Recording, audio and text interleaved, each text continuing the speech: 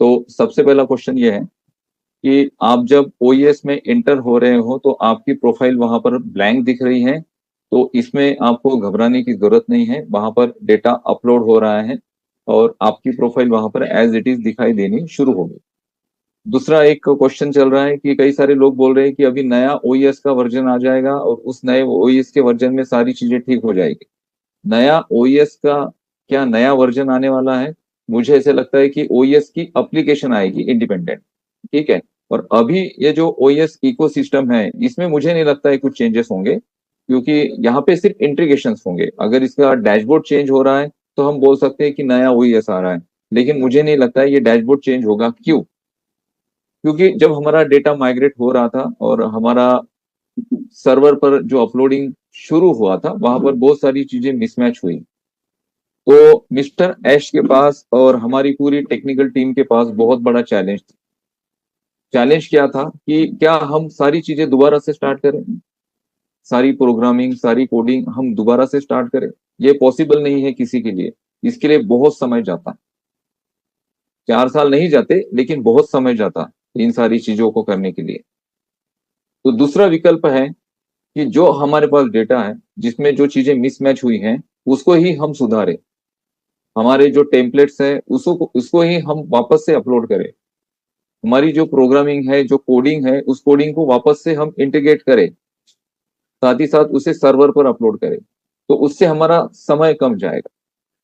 तो उन सारी चीजों को ठीक करना और वापस दोबारा से उसी प्लेटफॉर्म को रन करना ये बहुत बड़ा चैलेंज था।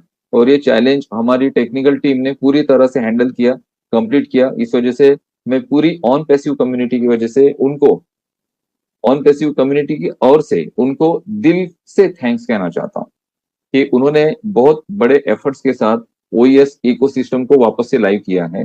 ओईएस इकोसिस्टम नया आएगा, ये अपडेट ऑफिशियल अपडेट में नहीं है, ये लोग बोल रहे हैं। अगर कोई किसी को बोलता है कि आपकी प्रोफाइल नहीं दिख रही है तो सामने से आंसर आता है, अरे टेंशन मत लो, अभी नया ओईएस आने वाला है, उसमें सारी चीजें हो जाएगी। नया ओईएस आने वाला है इसका मतलब क्या है? एप्लीकेशन आ सकती है प्ले स्टोर पर ओईएस की नई, ठीक है, या फिर ऐप स्टोर पर आ सकती है। लेकिन अभी हमारा जो ओईएस है इसमें मुझे ऐसे लगता है कि इसमें कोई चेंजेस नहीं होंगे। इसका डैशबोर्ड एज इट इज रहेगा, क्योंकि पूरा डैशबोर्ड अगर चेंज करते हैं तो हम बोल सकते हैं कि ओईएस नया आएगा। डैशबोर्ड चेंज नहीं होगा। इसी डैशबोर्ड में बहुत सारी चीजें, यानी बहुत सॉरी जो टूल्स हैं और बाकी जो आपकी इंफॉर्मेशन वहां पर नहीं दिख रही है उसे अपलोड करना शुरू है। वो सारी चीजें अपलोडिंग में है। आप ओ फाउंडर पे क्लिक करते हैं तो वहां पर 403 का सर्वर एरर है। 403 का एरर इसलिए आता है कि वो जो वेब पेज होता है या फिर वो जो वेबसाइट होती है उसको वहां पर अपलोड नहीं किया गया है सर्वर पर।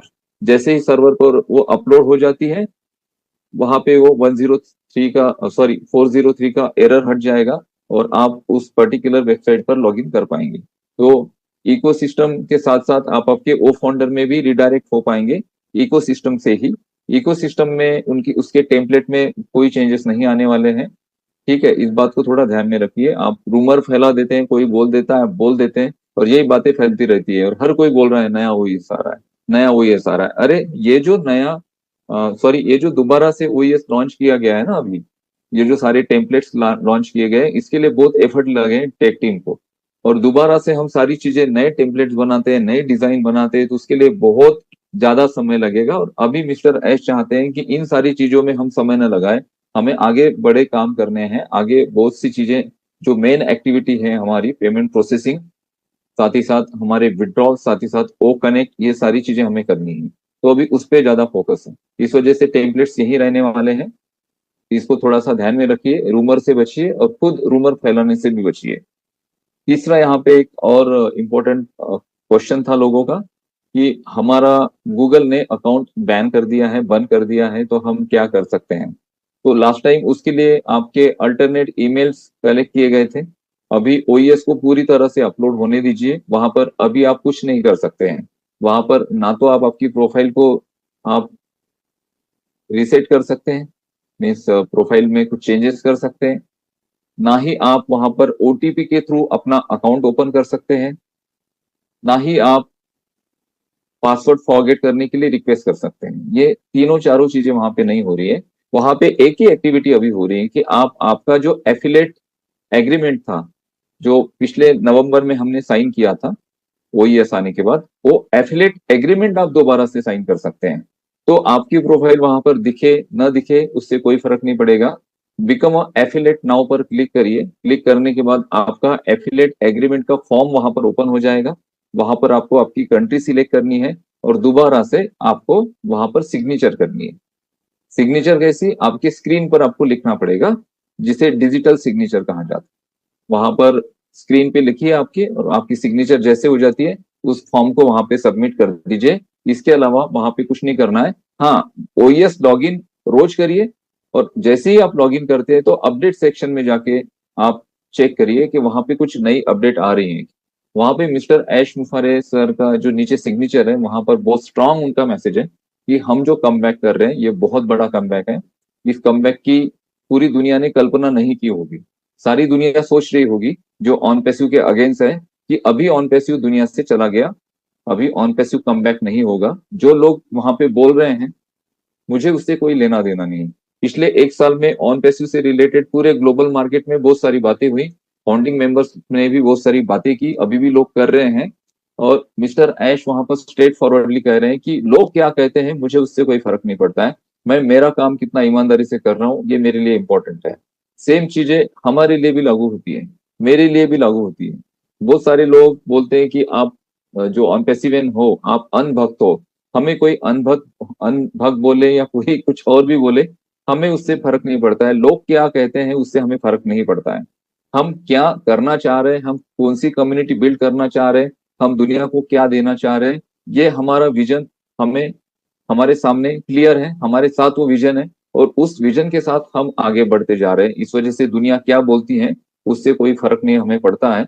हमें तो एक ही बात देखनी है कि हम हमारी कम्युनिटी में जो मैसेजेस सर्कुलेट हो रहे हैं वो किस तरह से सर्कुलेट हो रहे हैं। कोई अगर जानबूझ के कम्युनिटी को डिस्टर्ब करने के लिए गलत मैसेज सर्कुलेट कर रहा है तो उसको रिपोर्ट करो, उसको ब्लॉक करो यूट्यूब पर, या फिर ब्लॉक करो उसे व्हाट्सएप पर, या फिर फेसबुक पे है तो उसके अगेंस्ट आप वहां पर लिखिए कि आप ये गलत कर रहे हो। ऐसे मैसेजेस आपने सर्कुलेट नहीं करने चाहिए जिससे कम्युनिटी पैनिक हो। लोग बहुत ज्यादा परेशान हैं ऑन पैसिव में। परेशान means they are waiting for their earning. Simple सी मैं बहुत स्ट्रेट फॉरवर्ड बात करूंगा। यहाँ पे सारे लोग फाइनेंशियली वीक है, हो चुके हैं, पहले नहीं थे, हो चुके हैं। हर किसी को अर्निंग्स की जरूरत है, किसी के कोई प्रॉब्लम होंगे, किसी के कोई प्रॉब्लम होंगे, और सारे लोग यहाँ पर अर्निंग के लिए वेट कर रहे हैं। और मिस्टर ऐश मुफारे सर दिल से जी जान से आपको अर्निंग देना चाहते हैं, आपको अर्निंग देना चाहते हैं। उनका मन बहुत ज्यादा साफ है कि ऑन पैसिव इकोसिस्टम को दोबारा से एक पेमेंट प्रोसेसर के साथ जोड़ के लोगों के पेमेंट्स, विड्रॉल्स, कमीशन दिए जाए, जल्दी से जल्दी दिए जाए। उसके लिए वो रात दिन काम कर रहे हैं, और उन पे ट्रस्ट रखो, भरोसा रखो। वो हम जो एक्सपेक्ट कर रहे हैं, जितना हमने एक्सपेक्ट किया है उससे वो ज्यादा ही हमें देंगे।